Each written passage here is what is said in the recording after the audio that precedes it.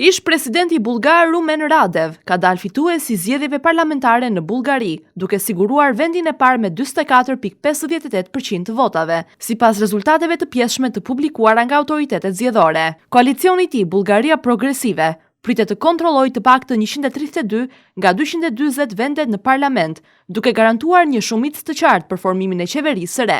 Ky rezultat konsiderohet një kthesë fortë politike në vendin më të varfër të Bashkimit Evropian, ku retorika kundër korrupsionit dhe qasja më e butë ndaj Rusisë kanë gjetur mbështetje të gjerë tek votuesit. Radev, i cili drejtoi vendin si president nga viti 2017 e deri në fillim të vitit 2026, dha dorëheqjen për t'u rikthyer në politikën aktive përmes zgjedhjeve parlamentare, një lëvizje që tashmë rezulton vendimtare. Në garën elektorale, ai ka lënë pas rivalët kryesor, konservatorët e Gerbit dhe liberalët e koalicionit PP-DB, të cilët kanë mbetur ndjeshëm prapa në përqindje votash. Duke folur mbas publikimit të rezultateve të para, Radev cilësoi rezultatin si një fitore shprese. Sipas tij, vota e qytetarëve përfaqëson një refuzim të frikës dhe mosbesimit i cili ka dominuar skenën politike në vitet e fundit. Një Bullgari e fortë kërkon guxim për të menduar ndryshe dhe për të vepruar me pragmatizëm, deklaroi ai nga Sofia, duke shtuar se Europa duhet të rishikojë rolin e saj në një botë gjithnjë e më komplekse.